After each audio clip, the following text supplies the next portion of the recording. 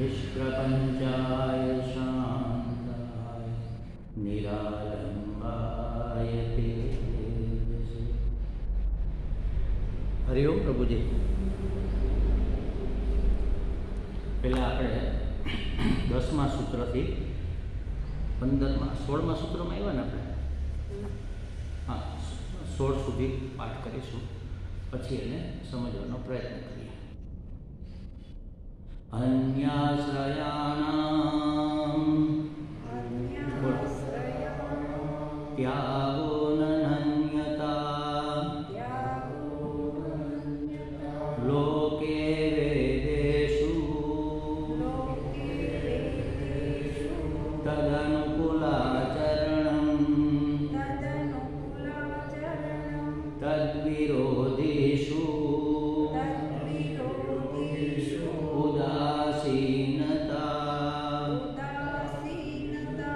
भवतु निश्चयदार्ढ्यात्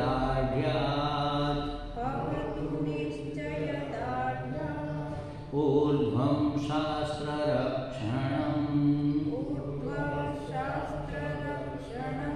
अन्यथा पातीत्य आशंकया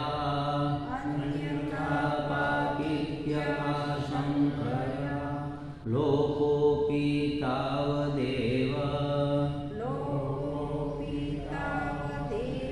किन्तु भोजनादिषु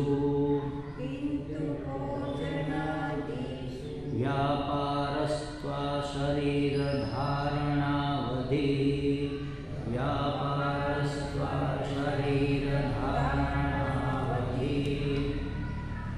तल्लक्षणानि वाच्यते नानामतभेदात्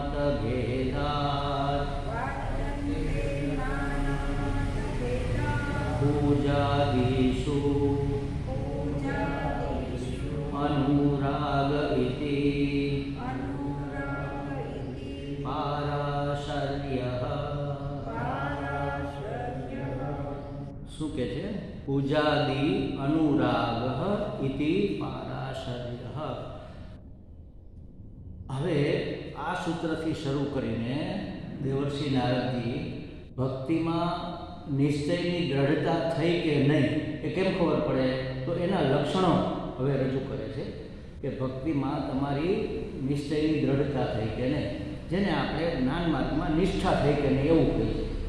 એટલે ભક્તિ પ્રત્યે, ભગવાનની આરાધના પ્રત્યે મારી વૃત્તિ નિષ્ઠ છે કે નહીં, સ્થિર છે કે નહીં, દ્રઢ છે કે નહીં, એ જાણવા માટેના લક્ષણો કયા શું હોય તો આપણે એવું માની શકીએ કે ભાઈ ભક્તિમાં મારી નિષ્ઠા થઈ છે, મારી શ્રદ્ધા અડગ થઈ છે, એવું આપણે ક્યારે માની શકીએ, તો એના લક્ષણો આપે છે। હવે એ લક્ષણો બધા મહાત્માઓએ અલગ અલગ અભિવ્યક્ત કર્યા છે। એનું કારણ એ છે કે ભક્તિ છે એ ભાવાત્મક છે અને જ્ઞાન છે એ પ્રમાણાત્મક છે। પ્રમાણ એટલે માપ્યું, એક માપ્યું તમે લીધું, એક કટોરી લીધી, હવે એ ભરીને તમે 10 વખત ચીની ખાંડ કે ભરી નાખો તો દર વખતે સરખી જ આવવાની, કારણ કે માપ્યું એક જ છે, પ્રમાણ એક જ છે। શાસ્ત્ર પ્રમાણ, શાસ્ત્રમાં જે કીધું છે એ બદલી જવાનું નથી। આદિકાળથી અનાદિકાળથી આપણા વેદ જ્યારે અભિવ્યક્ત થયા પરમાત્માના ઉચ્છ્વાસમાંથી, ત્યારથી માંડીને આજ સુધી એ વેદ અને વેદાંતની અંદર એક શબ્દનો પણ કોઈ ફેરફાર કરી શક્યું નથી, કરી શકાય પણ નહીં, કારણ કે અપૌરુષેય છે। એટલે એ માપમાં કોઈ પરિવર્તન થતું નથી। એટલે જ્યારે એ માપ પ્રમાણે તમે માપો તો એક સરખું જ થાય। પેલા કાપડના વેપારી પહેલાંના જમાનામાં, હવે તો છે કે નહીં એવી પરિસ્થિતિ ખબર નથી, ગજ રાખતા માપવા માટે, 1 ગજ 2 ગજ એવી રીતે. તો ગજ દર વખતે સરખો જ થાય ને, કે લાંબા ટૂંકો થોડો થઈ જાય, નહીંતર તેનું માપ પ્રમાણભૂત ન ગણે. એટલે વજનિયા છે આપણા, જે કાંટાના વજનિયા આવે ને, જ્યાં વેપારીઓ વજન કરતા હોય ને, તો અમુક સમય પછી એ તોલમાપ ખાતાવાળા આવે, એનો કાંટો ચેક કરે, એના વજનિયા ચેક કરે કે ભાઈ એમાં કંઈ ફેરફાર નથી થઈ ગયો ને. નહીંતર તો શું થાય કે 50 ગ્રામનું વજનનું પહેલાં પિત્તળના આવતા, હવે તો બીડના ને લોખંડના આવે. એ ઘસાઈને 50 ગ્રામનું 49 ગ્રામ થઈ ગયું હોય, માની 1 ગ્રામ ઓછું થઈ ગયું કે 48 ગ્રામ થઈ ગયું, તો ગ્રાહકને નુકસાન જાય. માપ એટલે માપ્યું જે હોય, માપવાનું જે સાધન હોય, એના માપ પ્રમાણે કોઈ દી પરિવર્તન થાય, એમાં ફેરફાર થાય. જ્ઞાન છે એ પ્રમાણભૂત છે. એટલે પ્રમાણથી મને જ્ઞાન થાય, તમને જ્ઞાન થાય, એમને થાય, ગમે એને સંપૂર્ણ જ્યારે જ્ઞાન થઈ જાય, પરાત્પરનું જ્ઞાન થઈ જાય, તો બધાને એક સરખું જ જ્ઞાન થાય કે પરમાત્મા કેવો છે, ક્યાં છે, શું કરે છે, કેમ રહે છે, શું કામે સર્જન કર્યું, આ બધા જ પ્રશ્નોના જવાબ એક સરખા જ હોય. એ અભિવ્યક્ત કરવાની ભલે રીત જુદી જુદી હોય, મારી શૈલી જુદી હોય, પણ વસ્તુ એકની એક હોય.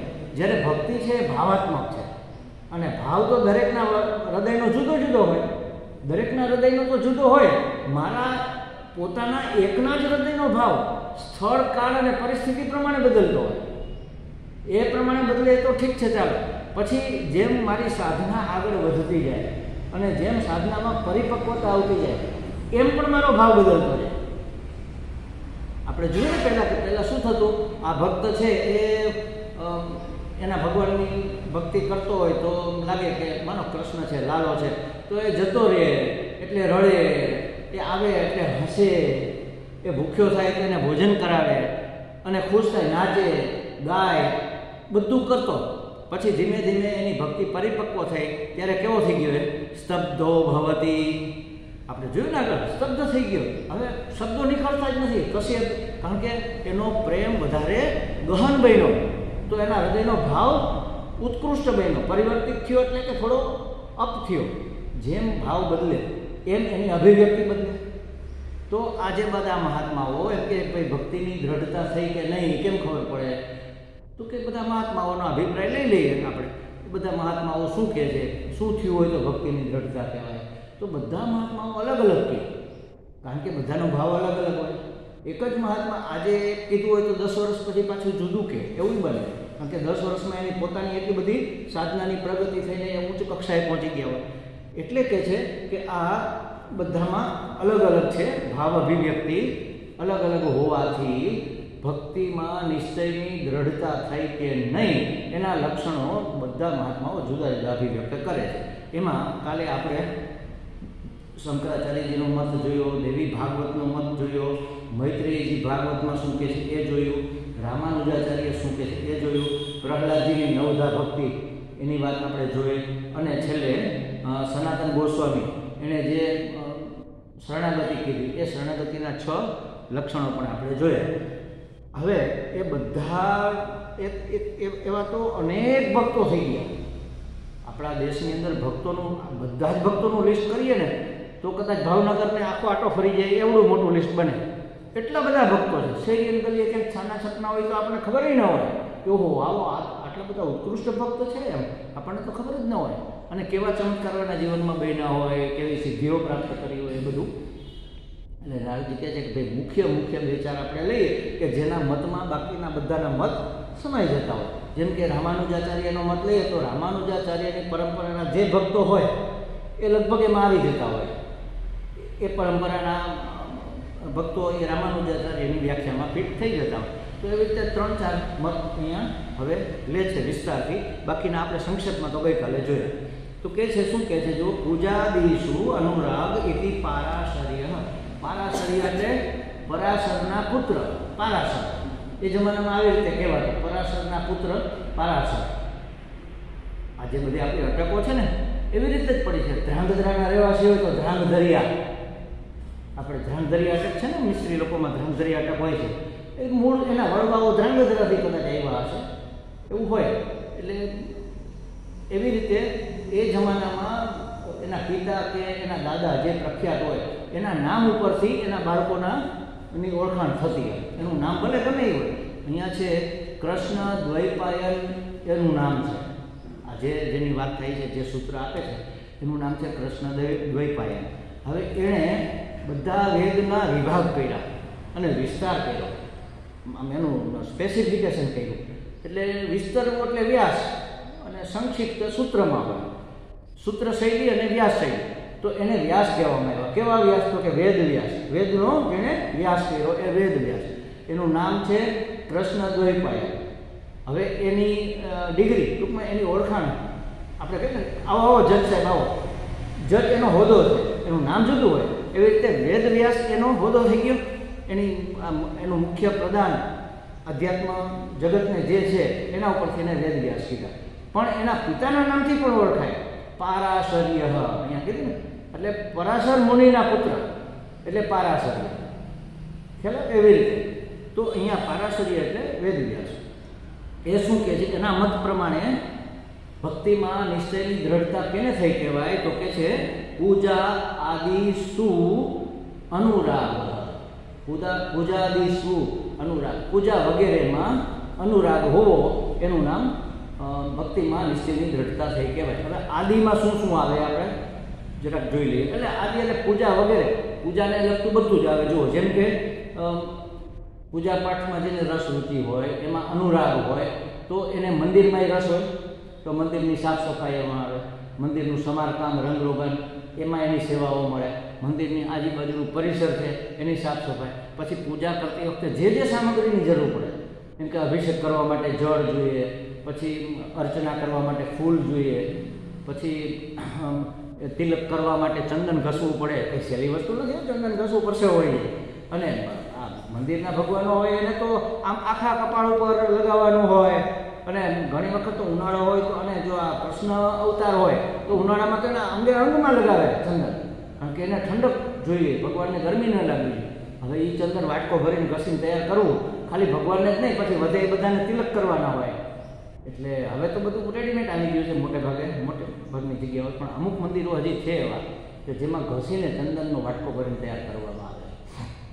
તો એ ચંદન ઘસવું, નૈવેદ્ય શું ધરાવવાના છે એ તૈયાર કરવા. જેમ કે અમારે ઋષિકેશનો આશ્રમ છે, ત્યાં પૂજા થાય, ત્યાં નૈવેદ્ય દરરોજ અલગ અલગ હોય. નૈવેદ્ય એટલે ભગવાનને ધરાવીએ ત્યારે નૈવેદ્ય કહેવાય. ધરાવીને પછી આપણે લઈ લઈએ ત્યારે એ પ્રસાદ થઈ જાય.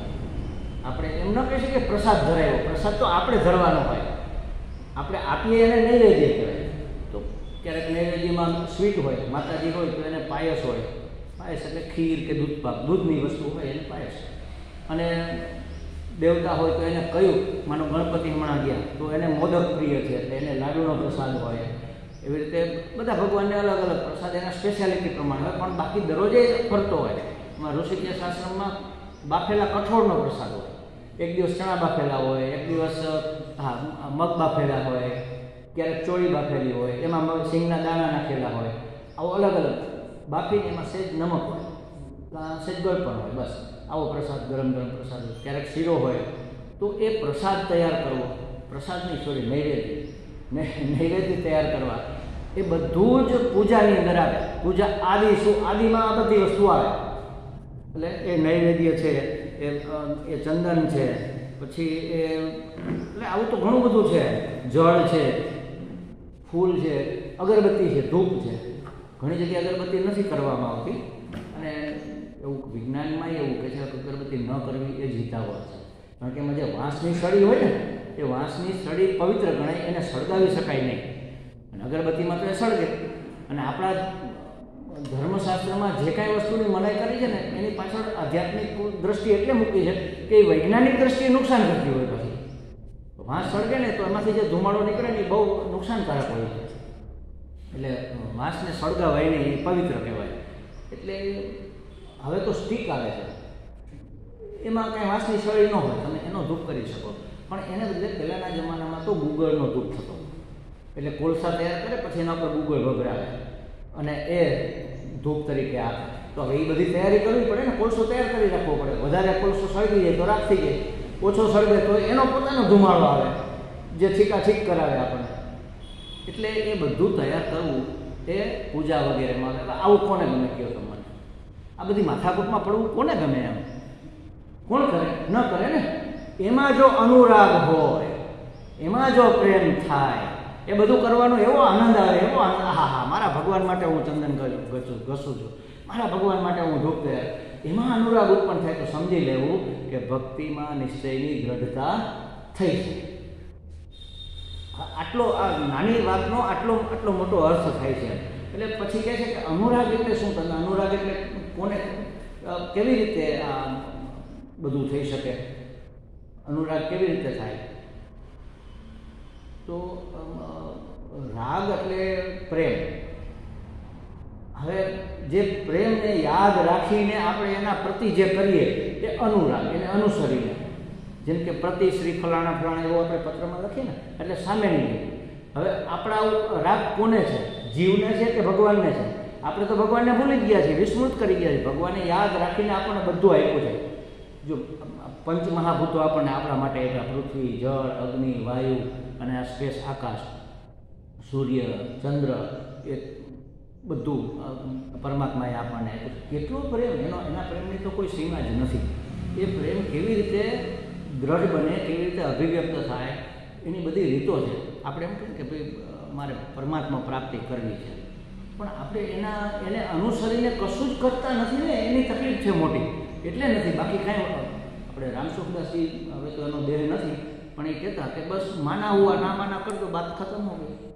અત્યારે છે આપણી બધી માન્યતાઓ છે, આ જગત છે ને આ મને નફરત કરે છે ને આ મને લૂંટી લેશે, આ બધી જ માન્યતાઓ છે, બધા જ ભ્રમ છે. માન્યતા એટલે ભ્રમ. વેદાંત શાસ્ત્રમાં આપણે એને ભ્રમ કહીએ, મિથ્યા કહીએ. એ માન્યતાઓ માનેલી હોય તો જ હોય ને. તો માના હુઆ ના માના કર દો, બાત ખતમ હો ગઈ. બસ પ્રાપ્તિ થઈ ગઈ. જે મિથ્યા માનેલું છે એ સત્યમાં રૂપાંતરિત થઈ જાય, વાત પૂરી થઈ જાય. અથવા આપણે જેની પ્રાપ્તિ કરવી હોય એને અનુરૂપ થવું પડે તો થાય. હવે ભગવાન કેવો છે? ગંધારો ગોગરો ભરેલો છે? ના ના, અરે એ તો શુદ્ધ અને પવિત્ર છે. તો આપણે પણ શુદ્ધ અને પવિત્ર થવું જોઈએ જો એની પ્રાપ્તિ કરવી હોય. એક ઉદાહરણ આપું તમને. એક ભાઈ એવા, મહારાજ શાંતિ કેવી રીતે મળે, તમે મને જલ્દી કહો. મેં કોઈ જરા ના એ બધી વાત પછી પહેલાં મને તને એ કહો કે પરમ શાંતિની પ્રાપ્તિ કેવી રીતે થાય. અમે કીધું શાંત થયા વગર શાંતિ ક્યાંથી મળશે? પહેલાં તું શાંત તો થા. પહેલું જ પગથિયું શાંત થવાનું છે. શાંત થા, પછી વાત સાંભળ, પછી એના ઉપર વિચાર કર, પછી એને જીવનમાં ઉતાર, તો શાંતિ જળવાઈ રહે. શાંતિ પ્રાપ્તિનો ઉપાય તો માત્ર આટલો જ છે, શાંત થઈ જાય એટલે પ્રાપ્ત થઈ ગઈ. પણ એને ટકાવવી છે ને, એ ટકાવવી હોય તો વાત સાંભળ, વાત સાંભળીને એના ઉપર વિચાર કર, એને સમજ, એને જીવનમાં ઉતાર, તો ટકશે. શાંત તો તું હમણાં 1 સેકન્ડમાં થઈ જઈશ, પણ શાંત થયા વગર શાંતિ મળે? એમ પવિત્ર અને શુદ્ધ થયા વગર પરમ પવિત્ર અને પરમ શુદ્ધ પરમાત્મા પ્રાપ્ત થાય. અચ્છા, એ કેવો છે? લઘર વગર છે? પરમાત્મા લઘર વગર છે? નહીં, વ્યવસ્થિત છે. તો મારે કેવા રહેવું પડે? લઘર વગર ચાલે? મારી બધી જ વસ્તુઓ, મારું બધું જ વ્યવસ્થિત હોય, મારું આખું સમગ્ર જીવન વ્યવસ્થિત હોય. વ્યવસ્થિત થયા વગર એ વ્યવસ્થિતની પ્રાપ્તિ નહીં થાય. મારા ટેબલ ઉપર પેન્સિલ, રબર વગેરે અનએરેન્જડ, વેર વિખેરાયેલા પડ્યા હોય, એ ચાલે નહીં. એ બધું વ્યવસ્થિત. જીવનની અંદર વ્યવસ્થાનું એક મૂલ્ય હોવું જોઈએ. એટલે મને એક મોટી તકલીફ પહેલેથી આ પૂર્વાશ્રમથી વાત કરું છું કે વ્યવસ્થામાં ડિસ્ટર્બ થાય ને હું સહન જ ન કરી શકું. બીજા કરે તો ન કરી શકું, મારાથી થાય તો મને મારા ખુદ ઉપર પેલું થાય, ગુસ્સો ચડે, ખીજ ચડે. બધું વ્યવસ્થિત હોવું જોઈએ. મારું ટેબલ એરેન્જ હોવું જોઈએ. બૂટ ચપ્પલ ગમે ત્યાં આપણે ઉડાડી નાખીએ. અરે ચાલતા હશે ભલા માણસ એવું. આપણું વાહન ગમે ત્યાં ગમે એમ ઊભું રાખી દઈએ. અરે આવું તે કેવું હોય? વ્યવસ્થાની કોઈ ભગવાન જુઓ એની વ્યવસ્થા કેટલી સજ્જડ છે. સૂર્ય દરરોજ નિશ્ચિત સમયે જ ઉગે જ અને વ્યવસ્થિત સમયે જ ઉગે, એનો જ્યારે ટાઈમ હોય એ પ્રમાણે. નહીંતર તો તમારા પંચાંગની તમે રચના જ ન કરી શકો ને. એક આખા વર્ષનું પંચાંગ રચે, આટલા વાગે ઉદય, આટલા વાગે અસ્ત. કેમ તમને ખબર પડી? કારણ કે ખબર છે એમાં નિયમિતતા છે. 100 ડિગ્રીએ જ પાણી વરાળ બને, 99 ડિગ્રીએ બનવા માંડે ને ક્યારેક 90 ડિગ્રીએ બનવા માંડે તો તમારા ચોખા બફાય ને ક્યારેક રાત થઈ જાય, ક્યારેક કાચા રહ્યા. કારણ કે આજે કેટલા ડિગ્રીએ આ બધું ગરમ થશે એ તો નક્કી નથી, પણ છે નક્કી જ છે કે આટલી ડિગ્રીએ જ પાણી ગરમ થાય, આટલી ડિગ્રીએ જ બરફ જામે, પાણી જામીને બરફ થાય. કેટલું વ્યવસ્થિત તમે વિચાર કરો.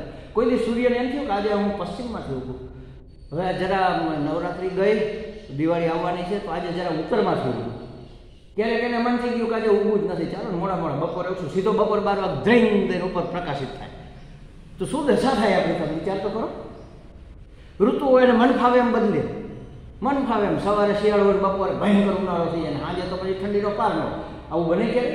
થોડી ઘણી ઋતુ મિક્સ હોય, ઋતુ પરિવર્તન થતું હોય ત્યારે થોડુંક. અને એ આપણી ભૂલને હિસાબે છે. આપણે ગ્લોબલ વોર્મિંગ કરીને ઋતુઓને રફે દફે કરી નાખી છે. આપણે તો વ્યવસ્થિત નથી, કુદરતને વ્યવસ્થિત નથી રહેવા દીધી. જુઓ તમે, ભગવાન કેટલું વ્યવસ્થિત છે, કેટલું વ્યવસ્થિત છે, કેટલો સુંદર છે. સુંદર એટલે રૂપાળું એ અર્થમાં નહીં, સુંદર એટલે એનું એના માથું વાળ ઓળેલા હોય, એનું બધું. અમારે એક હું જ્યારે પ્રિન્સિપાલ હતો ને ત્યારે હું વિદ્યાર્થીઓના ક્લાસ લેતો ને ઘણી વખત કહેતો, અને એને અનુસર્યા છે લોકો. આટકોટની અંદર એક ફોટોગ્રાફર છે, એ મને જ્યારે મળે મને કે સાહેબ તમે જે શિખામણ આપી હતી મેં જીવનમાં ઉતારીને અત્યારે હું એકદમ શ્રેષ્ઠ આટકોટનો ફોટોગ્રાફર છું. કેવી રીતે એ શ્રેષ્ઠ બન્યો?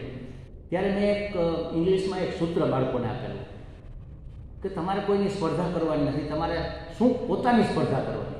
આ જ શબ્દ યાદ રાખવાનો, બેટર ધેન બિફોર. પહેલાં હતું એના કરતાં બેટર થવું છે. લખું તો મારા અક્ષર સારા થતા હોય, પણ દરેક પાના ઉપર હું લખવાની શરૂઆત કરું પછી પાનું બદલું ત્યારે નક્કી મારે કરવું જોઈએ કે આગલા પાનામાં છે ને એના કરતાં વધુ સારા અક્ષર થવા. વળી પાછું પાનું બદલું ત્યારે નક્કી થવું જોઈએ મનની અંદર, દ્રઢ નિશ્ચય. થાય ન થાય વસ્તુ સુધી નિશ્ચય કરવો કે આગલા પાના કરતાં મારે વધુ સરસ રીતે. અરે વાળે ઓળીએ ને ત્યારે આપણે પુરુષોને તો પ્રશ્ન બહુ નથી રહેતો, બહેનોને ખાસ રહે.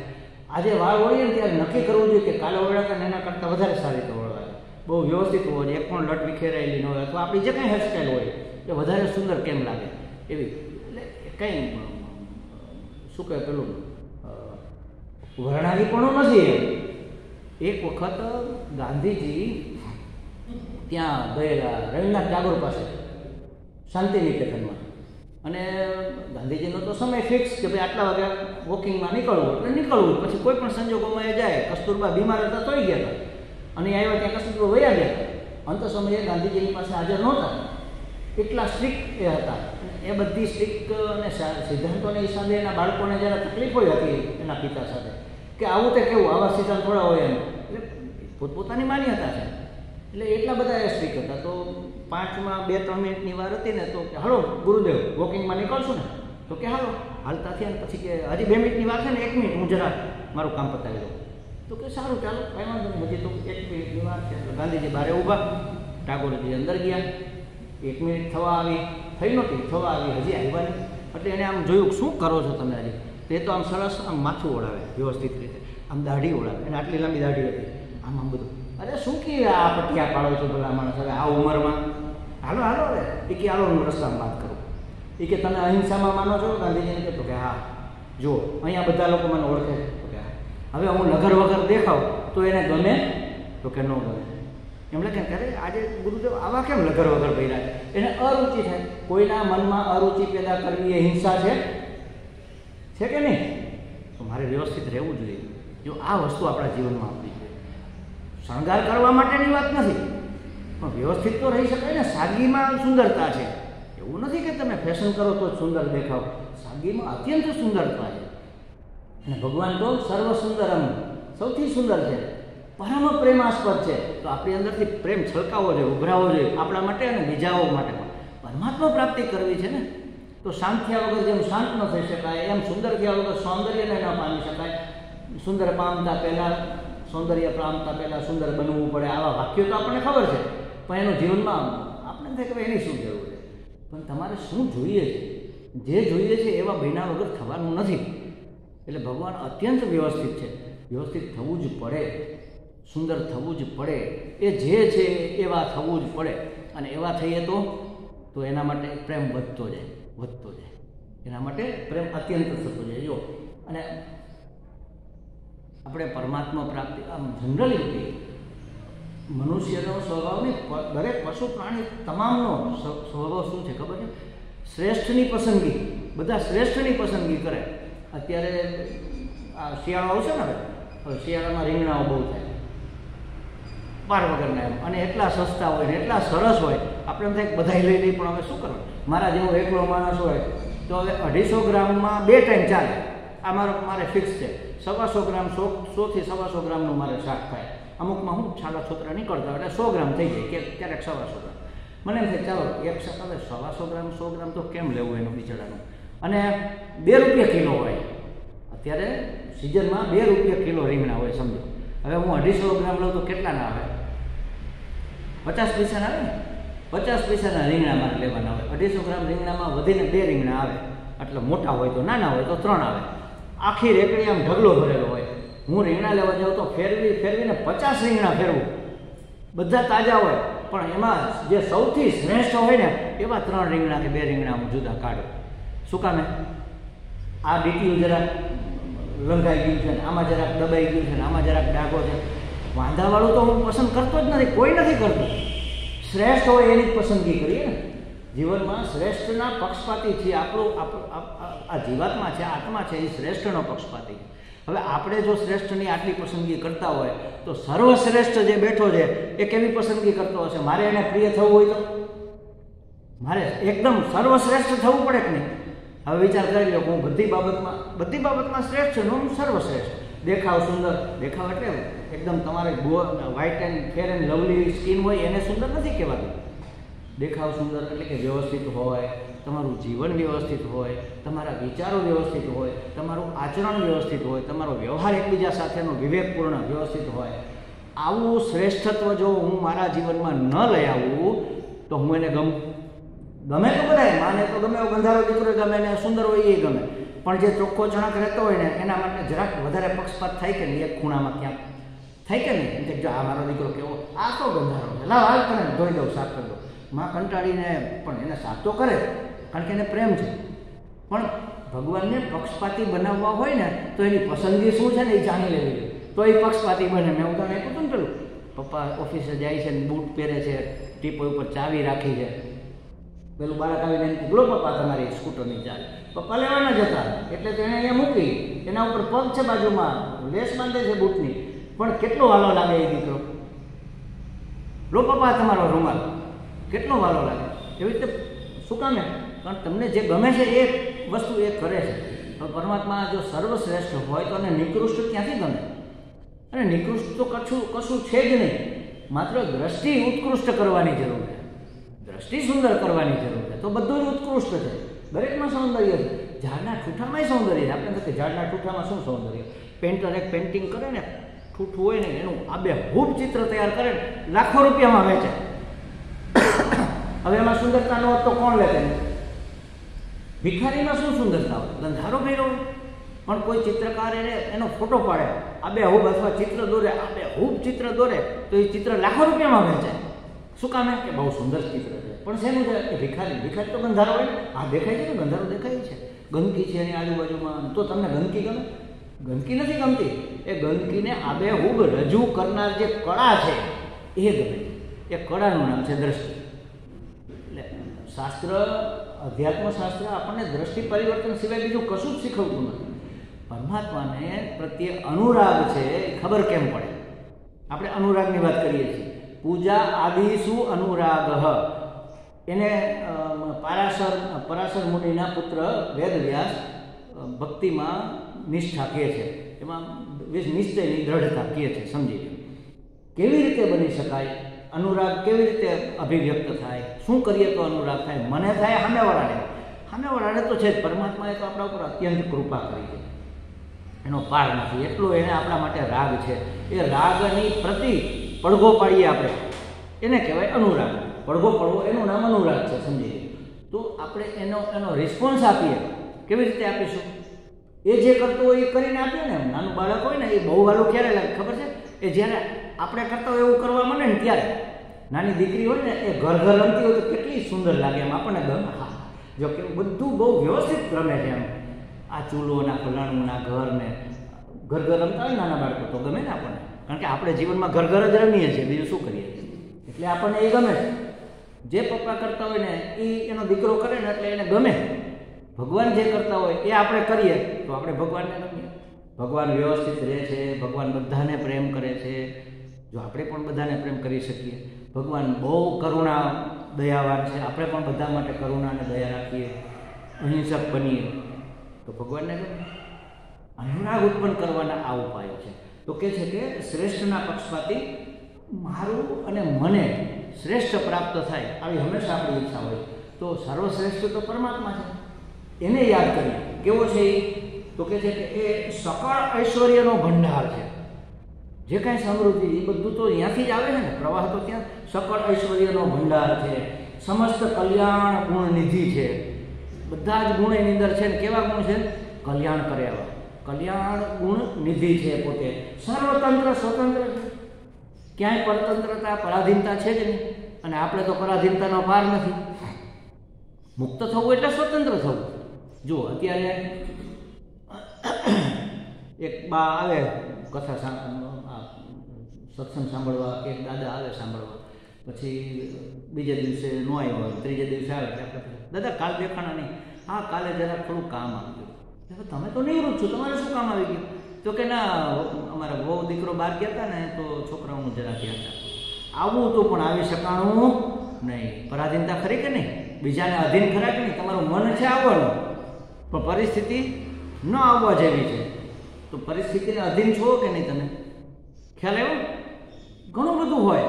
પરાધીનતા એટલે વ્યક્તિની, વસ્તુની, સ્થિતિની, પરિસ્થિતિની બધાની પરાધીનતા છે. એ તો છે, પણ આપણા જે અંદરના વિકારો છે ને એની પરાધીનતા તો અત્યંત છે.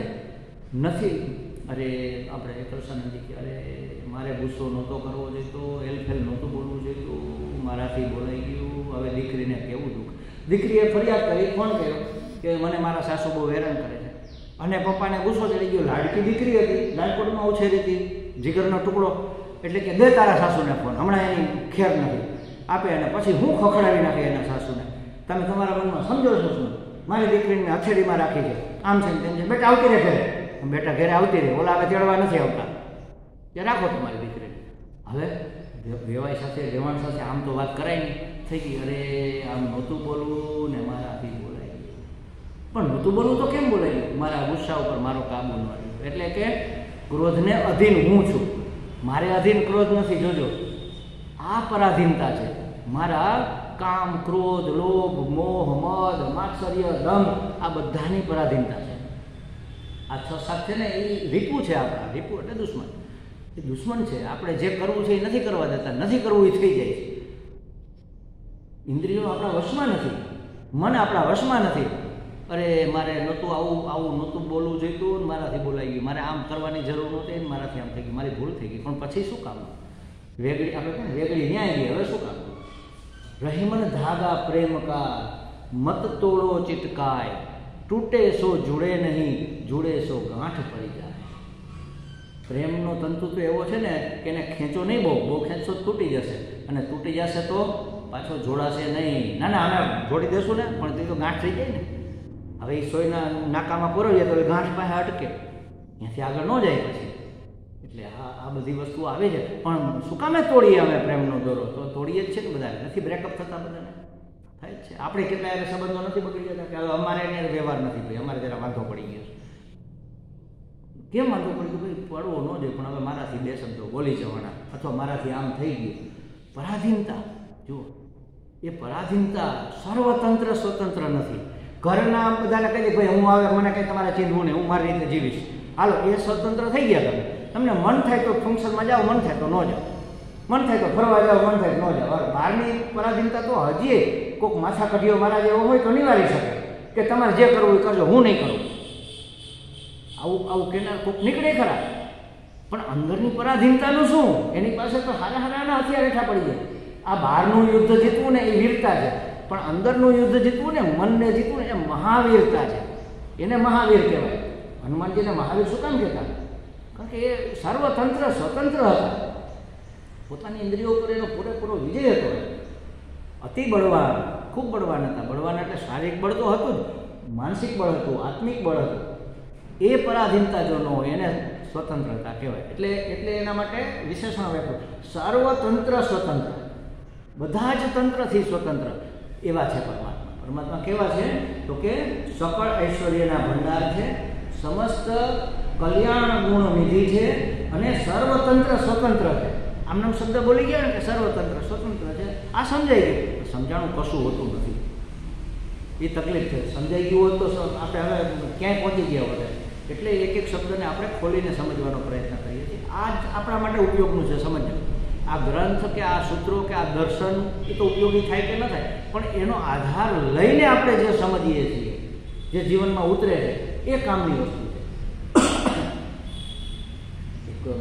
કાલે મુકેશભાઈ વાત કરતા હતા ને કે ભાઈએ કીધું એક રસાણીજી કંઈક આવ્યા છે ને કંઈક વાત થઈ હશે એમ કીધું કે સ્વામીજી એકનું એક બહુ બોલે છે, પણ એકનું એક બહુ ને 1000 વખત બોલે, તમારામાં ઉતરું ખરું? આ તમારામાં ટીપવું પડે એટલા માટે વારંવાર પુનઃ શ્રવણ પૂર્યાત, વારંવાર સાંભળવું જોઈએ, વારંવાર કહેવું જોઈએ, દ્રઢાવવા માટે કહેવામાં આવતું હોય છે. એકની એક વાત વારંવાર એટલા માટે કહેવામાં આવે.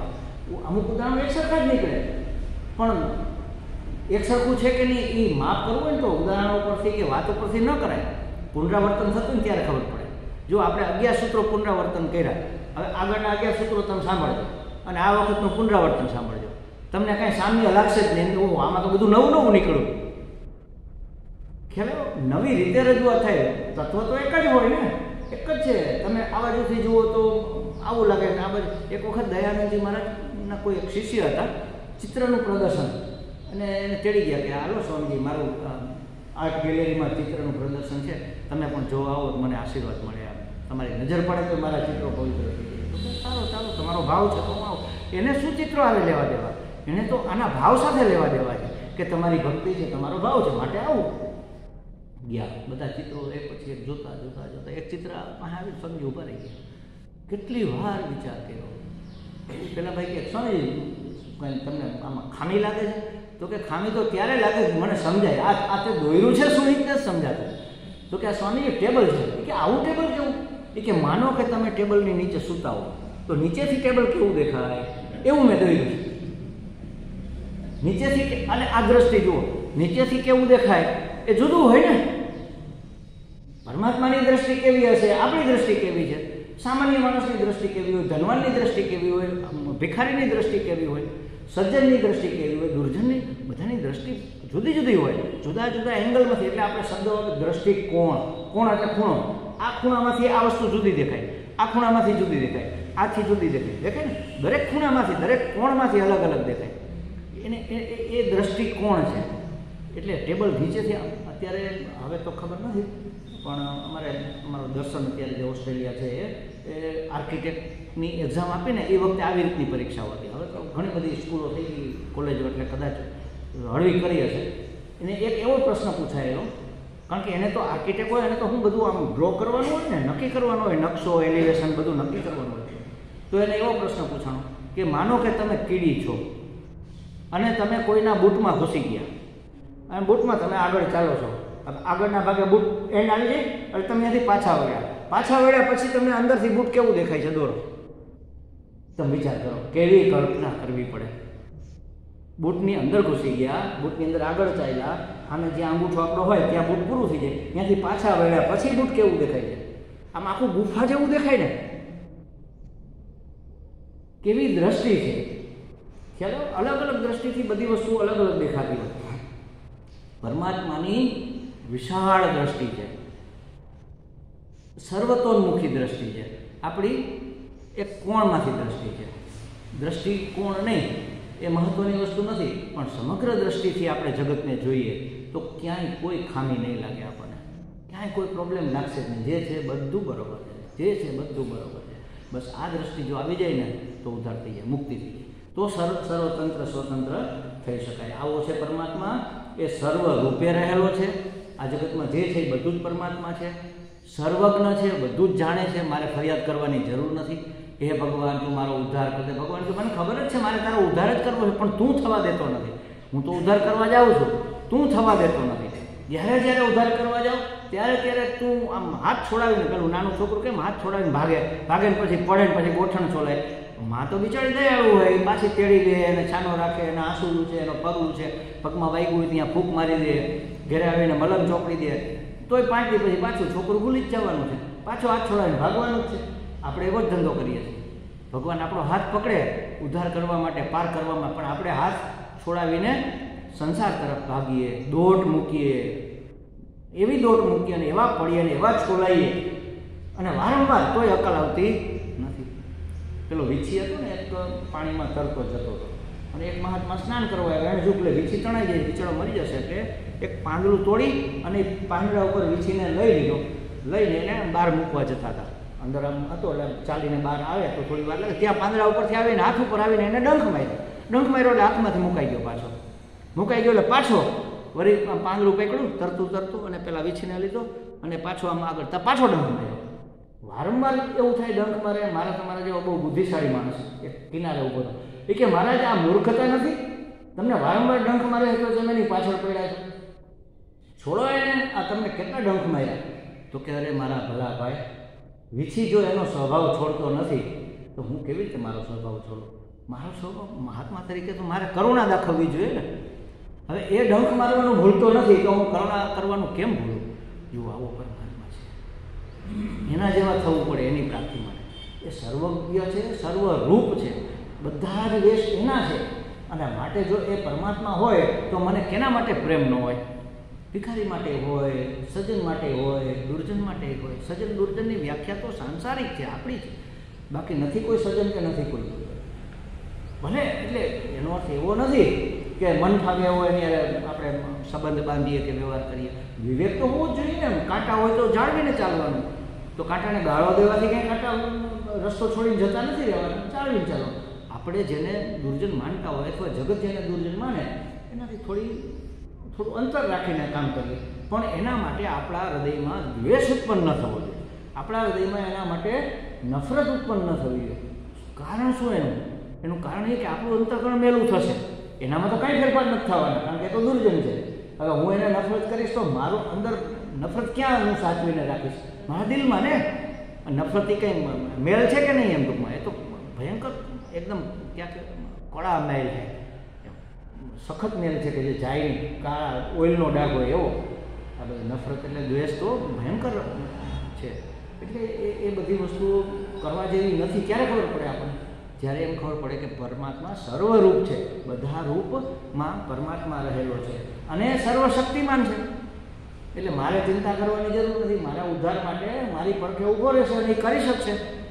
આવા ભગવાનના ગુણ આપણને ધ્યાનમાં આવે તો આપણને શું ઈચ્છા થાય કે હા, આવા ભગવાનની તો મારે પૂજા કરવી, તો ચંદન ઘસવાની ઈચ્છા થાય, તો આ બધી વ્યવસ્થા કરવાની, પૂજા આદિ શું અનુરાગ ઉત્પન્ન થાય, નહીતર અનુરાગ ઉત્પન્ન થાય નહીં. આ જો જ્ઞાન આપણને સમજણ આવે મનમાં કે ભગવાન સર્વરૂપ છે, સર્વજ્ઞ છે, સર્વશક્તિમાન છે, કરુણાનો સાગર છે, એ તો મારો ઉદ્ધાર કરવા જ માગે છે, તો એની પૂજા કરવાની મને ઈચ્છા. અને ત્યારે શું થાય કે આવા પરમાત્માની હું પૂજા કરીશ, હું આરાધના કરીશ, એટલે મારાથી પરમાત્મા પૂજિત થશે, આરાધિત થશે. એટલે શું? પ્રસન્ન થશે. અને પ્રસન્ન થશે તો આ સંસારના ભયંકર સાગરમાંથી મારો ઉદ્ધાર થશે. આવો જ્યારે વિચાર આવે ત્યારે કેવો પ્રેમ ઉત્પન્ન થાય, વિચાર કરો. કેવો અનુરાગ? આ અનુરાગ ઉત્પન્ન કરવાની રીત છે. પૂજા આદિ શું અનુરાગ, એને કહેવાય નિશ્ચયની દ્રઢતા, એને કહેવાય ભક્તિમાં નિશ્ચયની દ્રઢતા. શિવાનંદજી મહારાજ કે આપણે પ્રતીક તરીકે ભલે એક મૂર્તિ કે એક વિગ્રહની પૂજા કરતા હોય, પણ સમગ્ર રૂપે તો આ સમગ્ર સંસાર પરમાત્માની જ અભિવ્યક્તિ છે. એટલે વ્યષ્ટિની પૂજા અને સમષ્ટિની પૂજા, એ દ્રષ્ટિએ આપણે આપણી પૂજાનો વિસ્તાર કરીએ. પૂજા બે પ્રકારે થાય, એક તો બાહ્ય પૂજા અને બીજી આંતર પૂજા. બાહ્ય પૂજા એટલે આપણે જ્યારે 16 ઉપચાર કરીએ એ બાહ્ય પૂજા, અને આંતર પૂજા એટલે માનસ પૂજા, મનથી આપણે કરીએ એ અંતઃકરણમાં, મારા અંતઃકરણમાં રહેલા પરમાત્માની પૂજા એટલે માનસ પૂજા. મારા મનમાં જેવા ભગવાનનો સ્થાન હોય એવા ભગવાન મને દેખાય, કાળા દેખાય, રૂપાળા દેખાય, ઊંચા દેખાય, નીચા દેખાય, પિતાંબરધારી દેખાય કે શ્વેત વસ્ત્રધારી સરસ્વતી દેખાય. જે મારા ઈષ્ટ હોય એવા મારા અંતઃકરણમાં હોય એ દેખાય. તો બાહ્ય પૂજા તો ઉત્તમમાં ઉત્તમ છે, પણ સર્વોત્તમ તો આંતર પૂજા છે. ભક્ત જો કે એવા ભેદ નથી કરતો, એના માટે તો બધું બરાબર મોકો મળે, સ્થળ કાળ યોગ્ય મળે તો એ અર્ચનને પૂજનને બાહ્ય પૂજા પણ કરે. પણ જ્યારે બાહ્ય પૂજાની વ્યવસ્થા ન હોય, માનો કાંઈથી તમે જતા હો બહારગામ, ટ્રેનમાં 2 દિવસની મુસાફરી છે, હવે ક્યાં તમે તમારી પેટી ખોલીને ભગવાનને નવડાવો ને ધોવડાવો ને બધું ગંગાજળથી બધું કરો ને આચમન કરો ને આમ 1600 ઉપચાર કરો ને એ બધું શક્ય નથી. ત્યારે શું કરવાનું? આંખ બંધ કરવાની અને ભગવાનની આંતર પૂજા કરવાની, માનસ પૂજા. અને એ તો કેવી શ્રેષ્ઠ થાય. તમે આમ એને આસન આપો તો ફૂલનું આસન આપો. આ મૂકીને આપણે એમ કહીએ કે આ ભગવાનનું આસન છે, ચાલો અહીંયા ભગવાનને માથે આપણે પધરાવીએ. પણ અંદર આસન આપીએ તો હીરા માણેકથી જડેલું, એમાં કાંઈ દારિદ્ર્ય હોય? કારણ કે મનથી જ આપવાનું છે ને. ઉત્તમમાં ઉત્તમ આસન ભગવાનને આપીએ, ઉત્તમમાં ઉત્તમ સુગંધ એને છાંટીએ, આપણે ઉત્તમમાં ઉત્તમ વસ્ત્રો પહેરાવીએ, બધું જ ઉત્તમ હોય. જુઓ, માનસ પૂજામાં કાંઈ નિકૃષ્ટ હોય જ નહીં ને. ચાલો હવે નૈવેદ્ય ધરાવવાના. શું ધરાવું છું? 32 ભાતના પકવાન. બોલું તો એક માંડ સુખડી જેવી તેવી આપણે કરી હોય, એમાં ઉતાવળે કરી હોય, પેલો છોકરો ચીંચી કરતો હોય, સેજ ગોળ જરા કડક થઈ ગયો હોય તો ચવળ થઈ ગઈ હોય, ભગવાન બિચારા ચાવી શકે કે નહીં ખબર નહીં, એવી થઈ જાય. પણ આમાં તો કેવી થાય માનસ પૂજામાં તો, આહા, પેલી રૂ જેવી પોતી મોઢા મૂકવાના ઓગળી જાય એવી સુખડી થાય, એવા પેંડા થાય, એવા લાડુ થાય. 1 મિનિટમાં બધા નૈવેદ્ય બની જાય. બધા કે સમયનો આપણે એમ નથી, હવે આજે મારે ટાઈમ નથી તો આજે હું ભગવાનને સિંગદાણા ધરાવી દઉં, આજે ટાઈમ નથી, આ નવું કંઈ બનાવવાનું, રેવડી મૂકી દઈએ ભગવાનને પ્રસાદમાં. કાંઈ ન હોય તો ચપટી ભરીને ખાંડના દાણા મૂકી દઈએ. તો દરરોજ ખાંડના દાણા આપણે તો એકાત્રા તકલીફ હોય, 2 દિવસે 3 દિવસે ખાંડના દાણા મૂકીએ, બિચારા ભગવાનને ડાયાબિટીસ થઈ જાય. પણ આપણે આપણી સગવડ જોઈએ, ભગવાને મંજૂર કરે છે, કાંઈ વાંધો નહીં, તું શું કરે છે મહત્વનું નથી, કેવા ભાવથી કરે છે મહત્વનું. તારો ભાવ છે ને મને નૈવેદ્ય કરવાનો, મને સ્વીકાર્ય છે, મંજૂર. પણ માનસ પૂજા કરતા હોય ત્યારે આહા, કેટલું સરસ અને કેવું સરસ આપણે એના માટે કરી શકીએ, નૈવેદ્ય એવા સરસ કરી શકીએ, અર્ઘ્ય, પાદ્ય, આચમન બધું એટલું સરસ આપીએ. ગંગાજળનું અહીંયા બેઠા બેઠા ગંગાજળનું આચમન ભગવાનને કરાવીએ. ગંગા કિનારે જવું પડે નહીં, યમુના જળથી એને નવડાવીએ. જમુના જળમાં કેસર ગોળી સ્નાન કરાવું શા